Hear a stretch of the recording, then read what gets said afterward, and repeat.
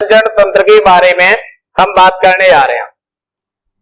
तो सबसे पहले बताऊं मैं आपको कि परिसंचरण तंत्र क्या होता है, परिसंचरण तंत्र की हमें आवश्यकता क्यों होती है, परिसंचरण तंत्र हमारे लिए क्यों आवश्यक है। तो देखिए,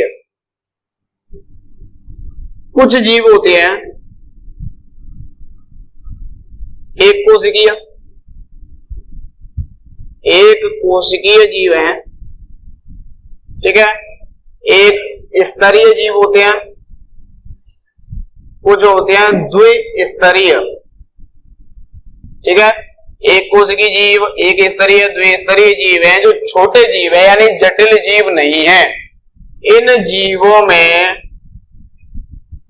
पोषक पदार्थ, ठीक है, इन जीवों में पोषक पदार्थ माध्यम से ग्रहण किए जाते हैं,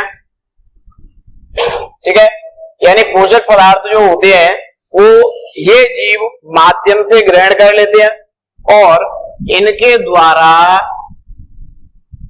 उत्सर्जी पदार्थों को कहां पर छोड़ दिया जाता है, माध्यम में, ठीक है।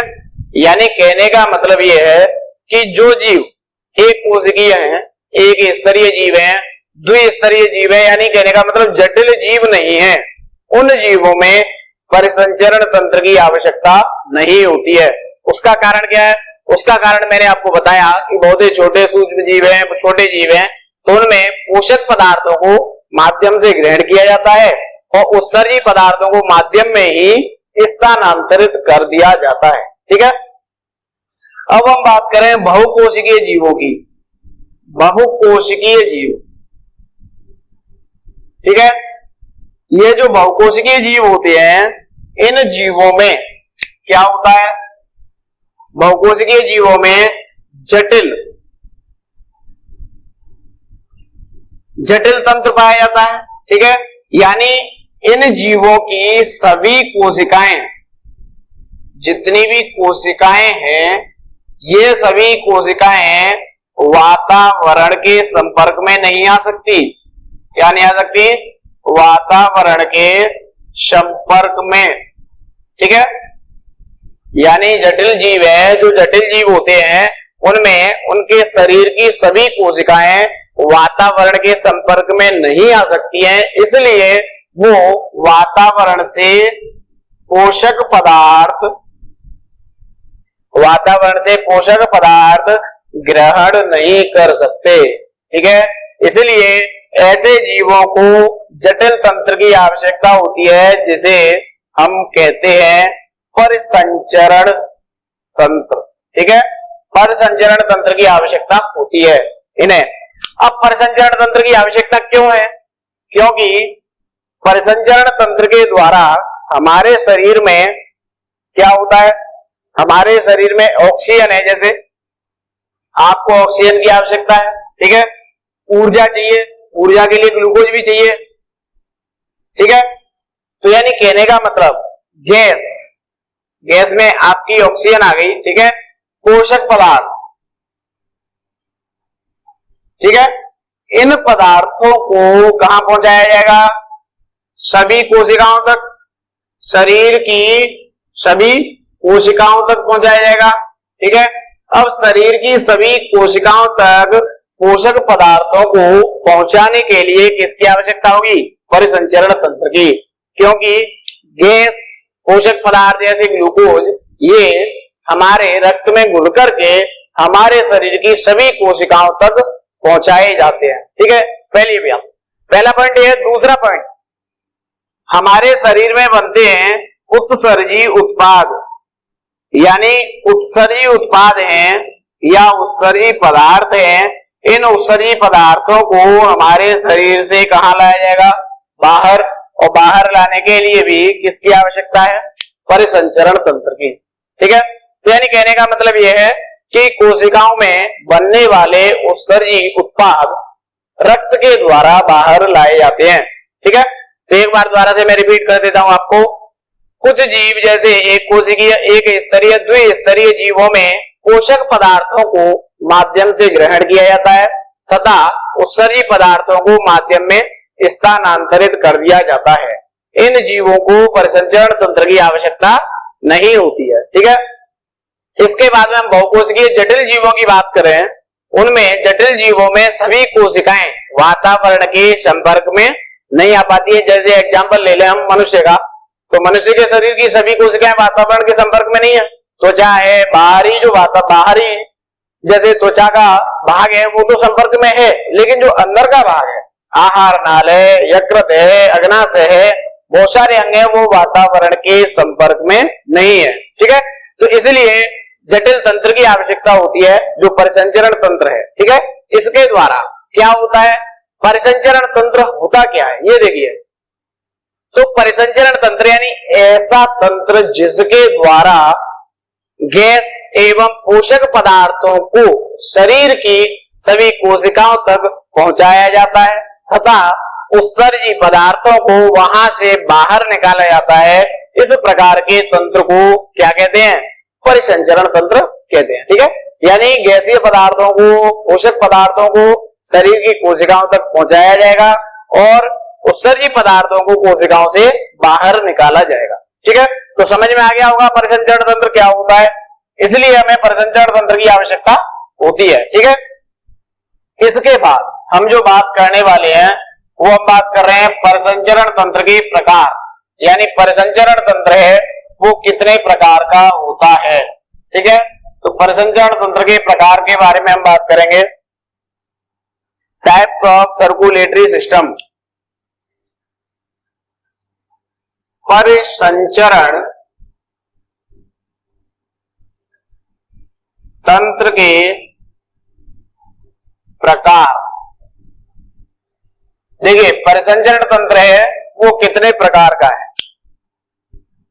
आपको पता है कि सभी जीवों में जिनमें परिसंचरण तंत्र पाया जाता है उनमें भी परिसंचरण तंत्र समान नहीं होता, इसलिए परिसंचरण तंत्र को दो भागों में बांटा गया है। पहला है खुला परिसंचरण तंत्र और दूसरा है बंद परिसंचरण तंत्र। ठीक है, यानी परिसंचरण तंत्र कितने प्रकार का है, दो प्रकार का। पहला खुला परिसंचरण तंत्र और दूसरा बंद परिसंचरण तंत्र। ठीक है, ओपन सर्कुलेटरी सिस्टम और क्लोज सर्कुलेटरी सिस्टम। ठीक है, अब हम बात करें कि खुला परिसंचरण तंत्र क्या होता है और बंद परिसंचरण तंत्र क्या होता है। ठीक है, तो देखिए बहुत ही सिंपल है, खुला और बंद, इनको आप देख लें, अपने आप आपके दिमाग में सेट हो जाएगा कि खुला परिसंचरण तंत्र क्या होता है और बंद क्या होता है। देखिए, ये ऐसा परिसंचरण तंत्र होता है जिसमें रक्त वाहिका नहीं पाई जाती है। ठीक है, यानी रक्त वाहिका नहीं पाई जाती है। अब रक्त वाहिका नहीं पाई जाएंगी तो रक्त कहां से निकलेगा, ऊतकों एवं अंगों के माध्यम से और कोशिकाओं के माध्यम से। ठीक है, तो जो रक्त है वो ऊतकों, अंगों और कोशिकाओं के माध्यम से गुजरेगा। ठीक है, ये कहने का मतलब है कि ये अंग ब्लड में या रक्त में डूबे हुए रहते हैं। ठीक है, अब इधर हम बात करें बंद परिसंचरण तंत्र। बंद का मतलब है इसमें रक्त वाहिका पाई जाती है। ठीक है, पहला पॉइंट, यानी रक्त वाहिका पाई जाती है और रक्त वाहिका पाई जाएगी तो रक्त कहां से गुजरेगा, रक्त वाहिकाओं से होकर। रक्त कहां से गुजरेगा, रक्त वाहिका से। ठीक है, तो यानी रक्त है वो रक्त वाहिका से होकर के जाएगा। तो देखिए यहां पर बहुत ही सिंपल है, खुला परिसंचरण तंत्र यानी इसमें रक्त वाहिका नहीं पाई जाती है तथा जीव के ऊतक, अंग, कोशिकाएं ब्लड में यानी रक्त में डूबे हुए रहते हैं। ठीक है, इसे हम कहते हैं खुला परिसंचरण तंत्र। इसकी परिभाषा बोले, ऐसा परिसंचरण तंत्र जिसमें रक्त वाहिकाओं से होकर नहीं गुजरता है तथा इसमें ऊतक एवं कोशिकाएं रक्त में डूबे हुए रहते हैं, इसे हम खुला परिसंचरण तंत्र कहते हैं। जैसे एग्जाम्पल की बात करें तो अकशेरुकी जीवों में, ठीक है, अकशेरुकी जीव जो होते हैं जैसे मोलस्का, ठीक है, इनमें पाया जाता है खुला परिसंचरण तंत्र, ओपन सर्कुलेटरी सिस्टम, ठीक है। अब हम बात करें बंद परिसंचरण तंत्र है, ये क्या है, यानी ऐसा परिसंचरण तंत्र जिसमें रक्त वाहिकाओं से होकर गुजरता है। रक्त किससे गुजरेगा, रक्त वाहिकाओं से होकर के, ठीक है, उसे हम कहते हैं बंद परिसंचरण तंत्र, ठीक है। जैसे एग्जाम्पल की बात करें तो कशेरुकी जीवों में, ठीक है, कशेरुकी जीवों में पाया जाता है कौन सा, बंद परिसंचरण तंत्र, ठीक है। अब कशेरुकी जीवों में कौन आता है, हम भी आते हैं, मनुष्य है, गाय भैंस बकरी ऊंट भेड़ घोड़ा, ये सब किसमें आते हैं, बंद परिसंचरण तंत्र में आते हैं, ठीक है, क्योंकि इसमें रक्त वाहिकाएं पाई जाती है, ठीक है। तो आपको यहाँ पर पता चल गया कि परिसंचरण तंत्र कितने प्रकार का होता है, ठीक है, और किसमें पाया जाता है, ठीक है। इसके बाद में हम बात करेंगे रक्त के बारे में। परिसंचरण तंत्र की बात हुई, अब बात करने आ रहे हैं हम रक्त के बारे में। रक्त क्या होता है, देखिए रक्त क्या है, ब्लड,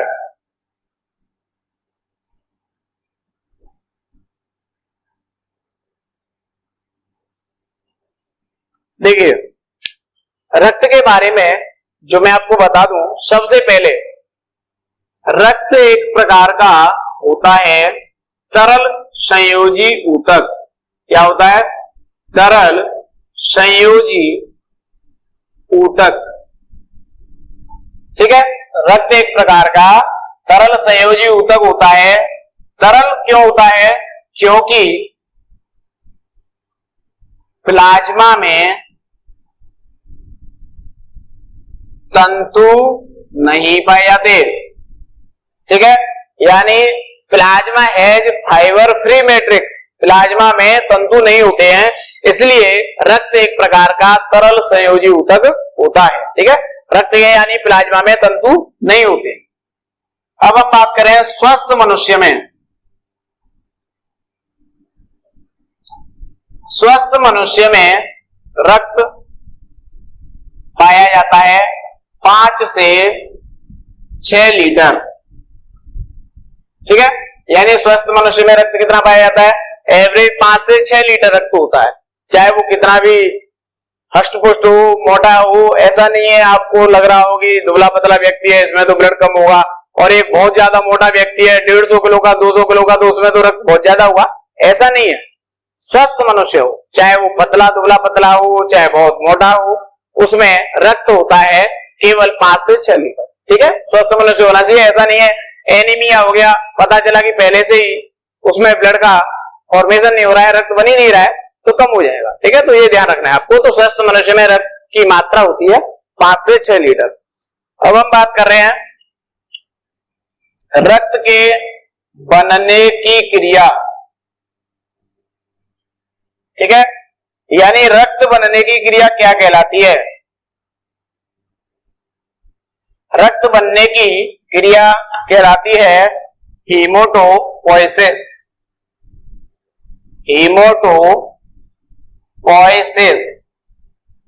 ठीक है, रक्त बनने की क्रिया हीमोटोपोइसिस कहलाती है। ये हमारे शरीर में हाथ पैर की जो लंबी अस्थियां होती हैं, लंबी अस्थियों के शिरों पर पाई जाती है। क्या, ट्रेविक्यूली, ठीक है, लंबी अस्थियों के सिरों पर क्या पाई जाती है, ट्रेविक्यूली पाई जाती है। और इस ट्रेविक्यूली में पाई जाती है लाल अस्थि मज्जा। क्या पाई जाती है, लाल अस्थि मज्जा, रेड बोन मैरो, ठीक है, लाल अस्थि मज्जा पाई जाती है। इसमें निर्माण होता है रक्त का, इसमें क्या होता है, रक्त का निर्माण होता है, ठीक है। यानी कहने का मतलब यह है कि जो रक्त बनने की क्रिया है उसको हीमोटोपोइसिस कहते हैं। ये हमारे शरीर में हाथ पैर की लंबी अस्थियों के सिरों पर, जो लंबी अस्थियां जैसे मेरा हाथ है, ठीक है, इसका जो सिरा है यहाँ पर और यहाँ पर, तो दोनों सिरों पर रक्त का निर्माण होगा, फॉर्मेशन होगा। क्यों?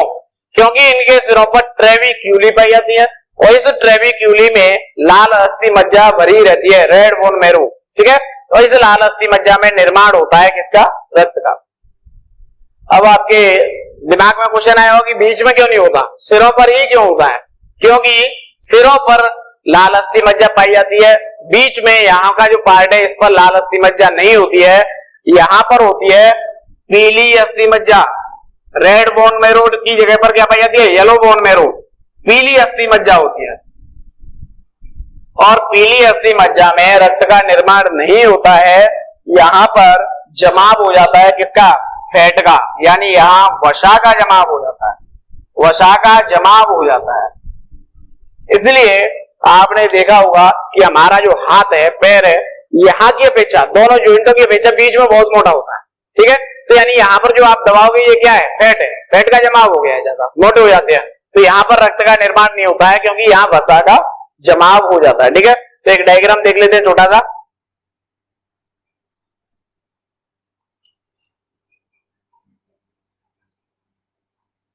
ये आपका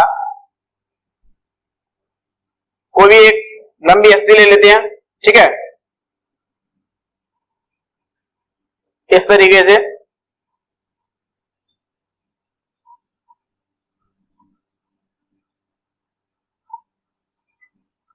देखिए ये है लंबी अस्थि, इसमें क्या होता है कि जो ऊपर वाला भाग है यहाँ पर, ये यहाँ भरा हुआ है क्या? ये लाल अस्थि मज्जा भरी हुई है, ठीक है। क्या भरा हुआ है यहाँ पर? रेड बोन मैरो, ठीक है। इसको हम क्या बोलते हैं? ये ट्रेविक्यूली, क्या ये?